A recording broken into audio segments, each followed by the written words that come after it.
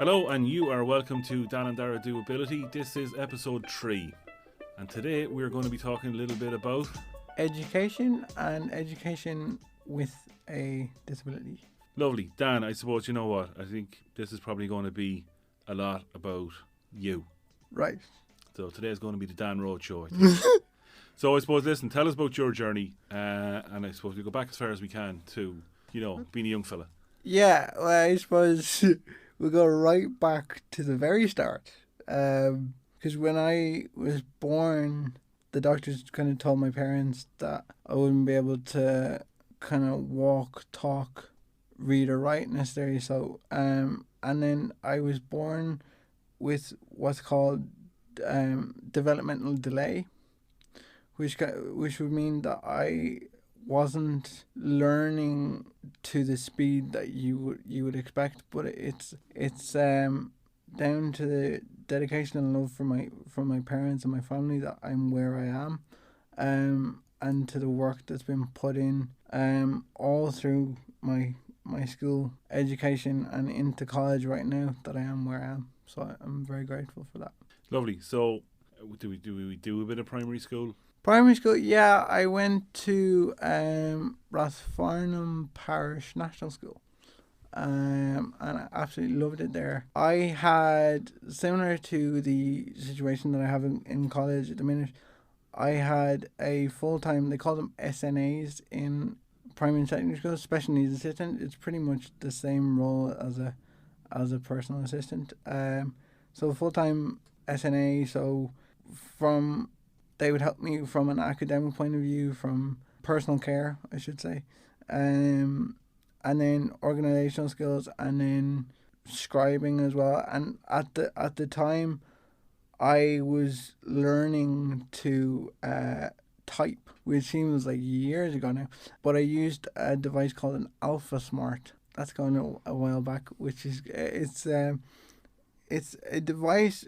It's kind of like similar to a typewriter, but it's kind of like a mini computer at the same time, because I would write my assignments on the Alpha and then save them. My first kind of interaction from a typing, and in terms of getting help from learning to type, I would they call them resource hours. So it's like you get 1-to-1 kind of tuition with another teacher, and they would kind of help you either keep on top of things and just make sure you're, I suppose from my perspective, be making sure I'm relaxed. That was where that started. And then I was actually, I got my first laptop at the end of primary school, which was, I thought that was so cool, because it was like, you could do so much more with a laptop than you could with an Alpha Smart, because you couldn't get internet with Alpha Smart. You could get, that was just amazing. Like it was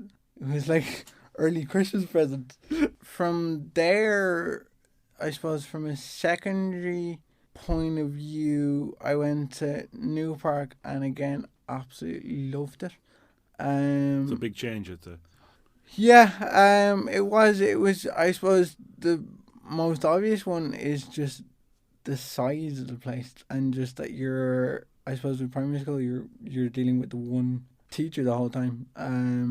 So that was And staying in the one spot. Yeah, exactly. So that was a big change. But no, I went to New Park Comprehensive in Blackrock. Were you an oddity there in your wheelchair, or had there been other wheelchair users there, or was there much of a vibe around disability? But was there much visibility in the disability? Well, there had been past students there with disabilities, so there was an awareness around it, which helped. And I suppose the initial thing that struck me, because I had a difficult couple of years that I won't go into now, but the initial thing that struck me was that everybody was just so accepting. And I suppose the thing that I loved about that school was that it allowed you be you, and it allowed you express yourself, and didn't matter what kind of abilities you had, there was a sense of belonging there. which was huge for me. And I suppose particularly when I went through the difficult couple of years with my surgeries, that was a huge, like, I would class them as my family, essentially, because they were just so accepting of me. And from an educational point of view, like, just between getting the support I needed was huge as well. So secondary school, two big exams, very very different. Very, very different. Yeah, I can briefly remember my junior shirt a while back. Yeah, and yeah, I was petrified, absolutely petrified. There was a whole change with, I suppose, the way exams were run in secondary school as well, because I suppose with the big exams in secondary school, like with the junior and leaving cert, I wasn't allowed have my special needs assistant that I would usually have from a day to day basis in school. When it got to the leaving cert, I had to have a different scribe. So you're on your own. Yeah, which, and I can completely understand where they're coming from now, because, you know, somebody might try and help you and then you're getting an unfair advantage. And but even with that, like, I had an incredible amount of support from the school in terms of getting myself used to working with somebody different from an exam perspective. Just kind of the rapport that you have to have with the scribe, because they can't respond to you. Do you know, if you're asking a question and you're going, what do you think about this? Yeah. Or how do you think Hitler fared out? yeah, exactly. World War Two, like, am I going the right way? You know, there's absolutely, so that was a huge change, that there wasn't kind of feedback. But as I say, New Park were very good in helping me learn at a pace that I was comfortable with. So that by the time it got to the junior shirt, I was, I suppose, as comfortable as you could be going into an exam like that, because I was petrified. I was absolutely petrified, but it went okay. And I had the most incredible teachers through the entire years that I was there, which really helped, because I love going to school. So yeah, and then I suppose leaving shirt, then Got enough points. yeah, Ended up here. yeah, and I couldn't be happier here. It's and I suppose when we're talking about a PA from a college perspective, one of the first things that the disability officer here, Gary Toner, told me when I met him first. We're gonna be chatting to him later on. One of the first things he told me was, you must take responsibility for your own work, which means that, because a lot of the assistance that I would need would be relating to, you know, keeping on top of assignments and my organizational skills, as I touched on before, just making sure everything's in place and that I know what's going on, and that kind of thing. But at the end of the day, he stressed the importance of it being my own work. And so that was a big change, because I suppose up until that point I hadn't really noticed it up until that point, but I suppose when it was pointed out to me, I did get a lot more help in terms of the actual end product. That's not saying in college you get less help. You get the help that you need. It's just a different type. You know, you can.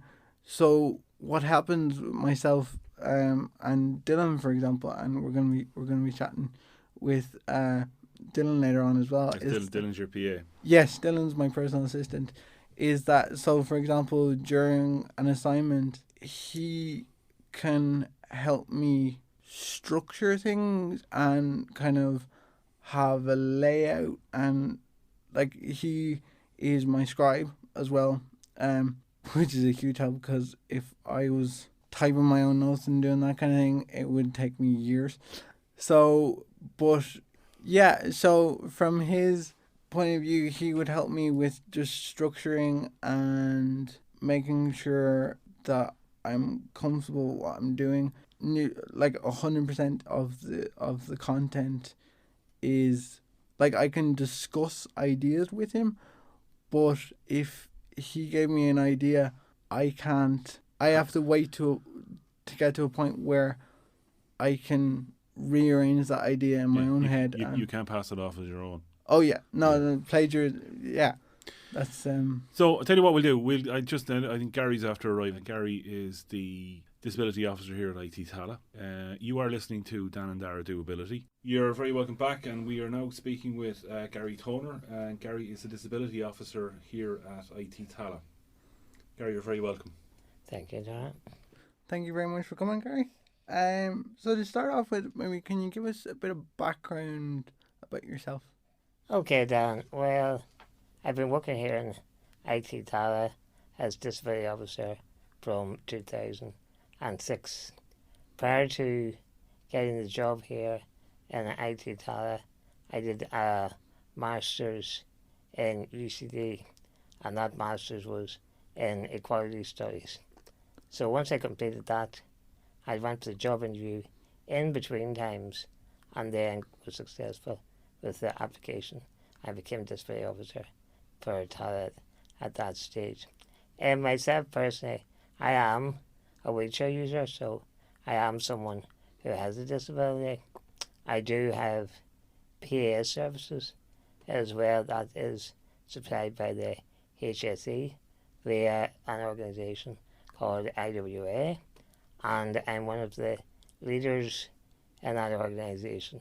So that means that I manage my service and I recruit, do timesheets, do all of that. I'm actually the PA's line manager, and then I feed in any queries or any information I feed in to IWA.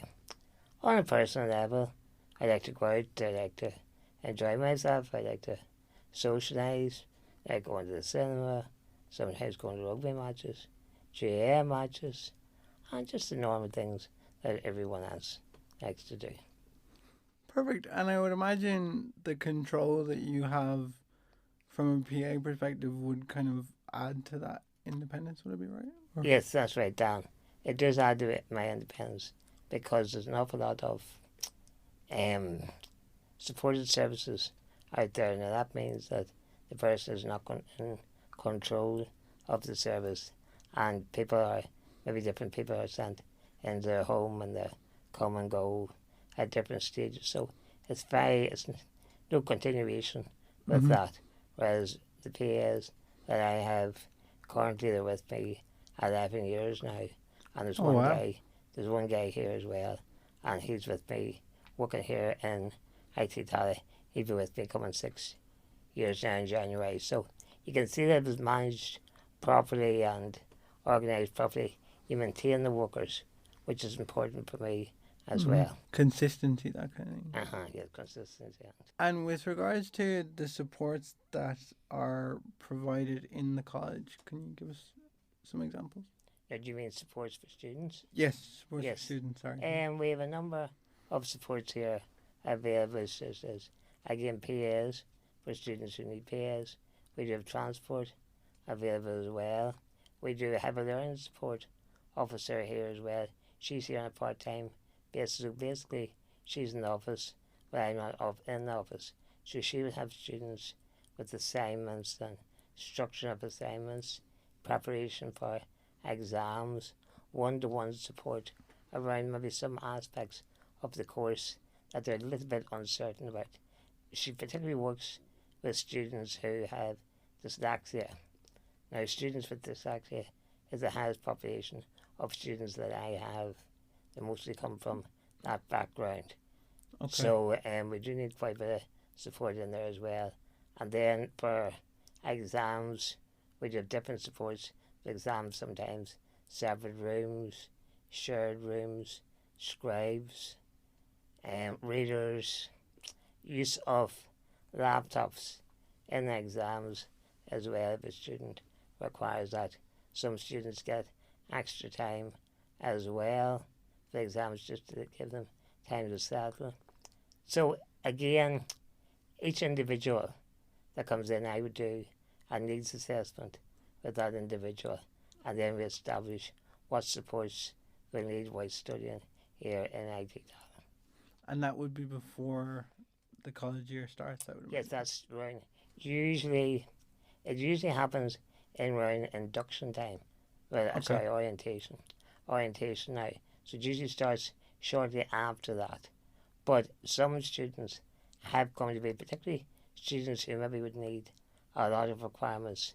Like, for example, someone with a disability. If they've got a place in IT Tala, they usually contact me because they're going to need PAs and that or transport. It does take time to organise that. So as soon as they get an offer, I would advise that they contacted me immediately. Students with dyslexia or that doesn't need just so much attention, so it's okay if they come to me after orientation. Perfect. And I suppose that's a nice segue. So how can people contact you? Well, again, on orientation, the students are brought round by the student leaders, so they explain where the disability office is, where the different facilities are here, so student services facilities are here in IT Tala. So they're brought round, they're shown. My details are also on the web page, on IT Tala's web page, and usually after that, they could contact me, and sometimes the lecturers, the head of departments, also make reference to the display office. Now we actually have a closing date for the 15th of November for students registering with the display office, because we do have to prepare for exams, which takes quite a bit of time. I work with the exams office. So actually next week I'm going to ask the head of departments to maybe ask lecturers to maybe put one slide across and tell any student who hasn't registered yet to come immediately and register before the deadline of the 15th of November. Perfect. And what would be the most common, I suppose, query students would have And some information? students are a little bit uncertain to what supports are available. They're not quite sure of what they can get, and then sometimes they may have got supports in the Leaving Cert before coming here, but they don't necessarily get the same supports here as they've got for the Leaving Cert, because really when a student comes to me, I try to emphasise to them that they're an independent learner, and that has to be more independent. For example, some students got readers for the Leaving Cert, but I tried to discourage that here, because what I would say to a student is, if you're going to go out in the workplace after you're not going to have a reader there. Now, obviously, some extreme circumstances, yes, but I would try and look at ways around it, where maybe some type of software or something would help in that manner. Now, students with dyslexia 10 years ago used to have note takers in class, but now, because of technology, we have what's known as live scribe pens, and they're very useful for students because they can record lectures, they can take notes, they can go back, listen back, they can download the information they have. So that's very useful. So that eliminates the needs for note takers. Again, that makes a student more independent because they're controlling that themselves. And actually, some business people and some managers in different organisations also use live scribe pens now if they're at meetings, rather than writing the whole thing down, they can record and then go back over it again. So it's good for everyone. So, Gary, I suppose I'd be just interested in what the attitudes towards disabilities that you would see in education, how people with disabilities are treated. Well, obviously, I'm always here to answer queries from anyone within IT Tala about students with disabilities. Now, I do know this sometimes, depending on the disability, but sometimes there's a slight fear factor, I think, maybe with some lecturers, that they're not sure how to handle certain situations. And that's understandable, that's fine, but they need to they need to talk to someone like myself about this. I will give them information about the different types of disabilities, who to contact with a specific disability. You know, obviously, I cover all disabilities, but there's people out there and organisations which deal specifically with certain types of disabilities. So it's good to touch base with them as well and get knowledge. We, in January of this year, we organised a seminar around disability. So that was very positive. We got members of staff here in IT Tala, and it's more or less a morning event which actually ran on after lunchtime. But it's very useful because it gives members of staff the opportunity to ask questions around disability and what to do and what not to do. And again, we actually had Dan. Dan was one of the speakers as a student here. So it gave an insight to see a student who's been successful so far here in IT Tala. I think sometimes as well it's important that people moves on and realise that it's a different world now. So sometimes previously there's a bit of reluctance about recording lectures and not by some lectures, but really in this day and age everyone can record and everyone's a phone in their pocket. So it's a little bit silly at this stage to say, oh, you can't record my lectures, because anyone can do that. And a student with a disability needs to record lectures to give them the level playing field with others who don't need to do this. So as long as they don't share it or put it on YouTube, we've sort of, everyone now accepts this, so there's not an issue with that. Have you ever considered getting some of the staff and faculty into wheelchairs, just to see how they view the facilities in the college? I think maybe a long time ago, the student union did that. Some disability activists say that's not a good idea because it gives like a unrealistic approach.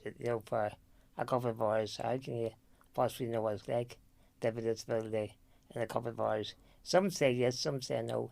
I haven't really looked at that because probably I do think it just really gives like almost like a physical disability.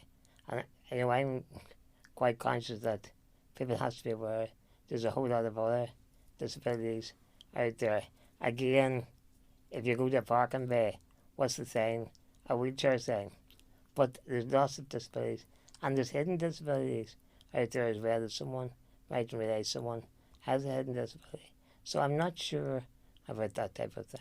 Okay, how would you see the completion rates with people who use your services? Would it be much different? Probably I don't have a large dropout rate because I think quite often, because of the support they're getting, and quite often people will say that students with disabilities try give a greater effort in the studies, appreciate what they've got, where they are, and they're more dedicated to continue. So actually dropout for me is very, very small. Okay, some students have dropped out maybe due to health reasons or that, but I've maintained my students right along, so it doesn't happen very often. So it seems to be more dedicated as well. And people would say also in the workforce, someone with a disability tends to be more dedicated. They'll not take the days off, or they'll not take the sick days like others do. So it seems to be that thing that someone with disability appreciates what they have, so they'll not mess around.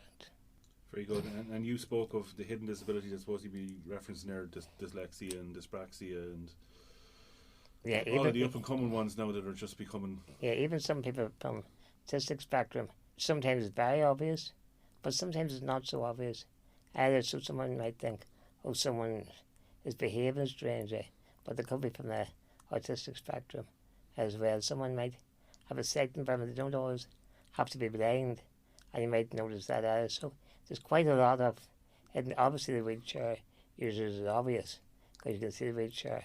But beyond that, most of our disabilities aren't noticeable, really. I suppose the point that I'm getting from that is kind of just the importance of taking time to understand people's situations, maybe, or.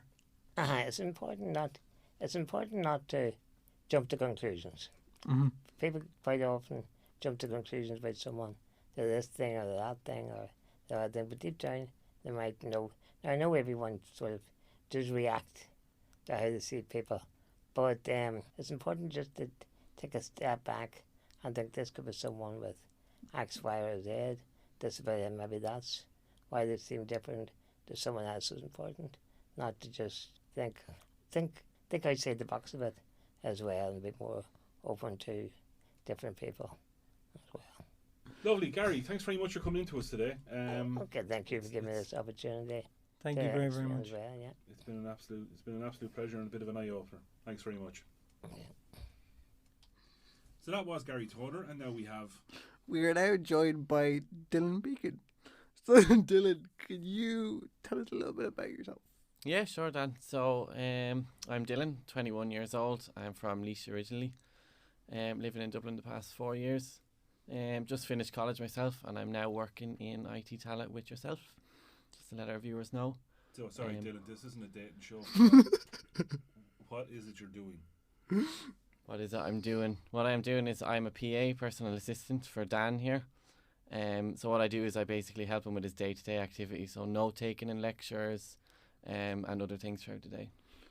So I suppose the interesting thing from my perspective is so what was it you studied in college? Was it you were in NCAD, was it? Yeah. Yeah, so I went to NCAD for 3 years, and I did a year course before that in craft and design.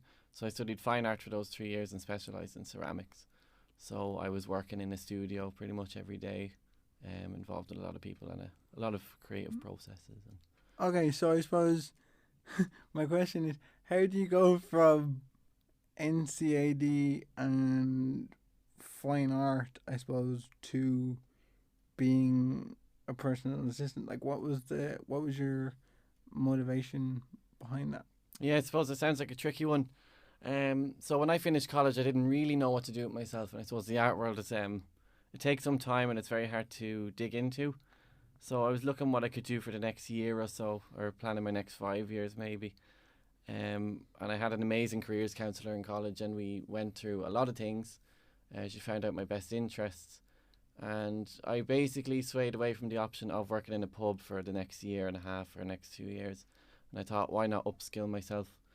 And education is another area I'm really interested in, and this area of work as well. So the personal assistant stuff, and my sister's also working in a similar area. So I suppose she kind of inspired me to go on and do that, and it's a decision I don't regret. So you would have had conversations with her kind of about what she does and I would have, yeah, and I think the thing she takes from it most is that it's very rewarding, and it can be a very fun job too. Do you manage to keep up on your art? Not so much as I used to. Now I still draw, and I still might paint a little bit, but as far as the ceramics goes, no, because of lack of facilities, time. It's very time consuming, so it's something that I barely touch upon, but it's something I would like to get back into in the future. And it's really interesting. There's opportunity to combine those two worlds that you might not think. There's a huge education platform when it comes to art, particularly ceramics as well, because it's a very tactile thing. And I suppose with the fine motor skills as well, because it's quite the detail involved in that. I suppose how has working as a PA affected your perspective on disability, if at all? Yeah, that's a very good question, because I think before I started doing this, I didn't really have any experience, so to say, with this. I never had any family members. I didn't know anybody personally who had a disability. So that, I think that was always very distant from me. And, I think when I started this, it was kind of jumping into a new world. But it dawned on me very quickly that I'm not actually too distant, because I now see that a person's ability completely outshines and outweighs so-called disability, because there's no reason why somebody with a so-called disability can or can't do what the rest of us can do, and So I suppose what you're saying is disability, I suppose, is a word. It's just a label, and that's as far as it goes. Would that be? That's the way I see it now. Yeah. And I suppose one of the most important questions is, and you can be as honest as you like with this, is are you enjoying this year so far? Yes, I actually am. Funny enough, it's been a good opportunity to come back and go to college again, do it all over again, because I didn't want to leave. So in a way, I think with the nature of the course you're doing yourself, I found it really interesting to get into that and kind of dig deep and rediscover some creative energy that I might have lost. So Dylan, I suppose from my point of view, being in class with Dan, how do you see or how do you feel Dan integrates with a disability with the rest of the class? Very well. I think you're lucky with the people you have in your class that they're very inclusive. I feel like in other areas that might not be the case, but there's nothing that you can't do when it comes to integrating into the class, because I think everybody is very inclusive and everybody does think and everybody is aware, which is again highlighting the importance of people being aware of such things, you know. Okay, we'll leave it there. Dylan, thanks very much for coming in and joining us today. This has been Dan and Darragh Do Ability. You can get us on Facebook, Instagram, YouTube, and Twitter. All at Dan and Darragh Do Ability. I've been Darragh McNicholas. And I've been Dan Airy. And we'll chat to you next time. Good evening, good night, and good luck.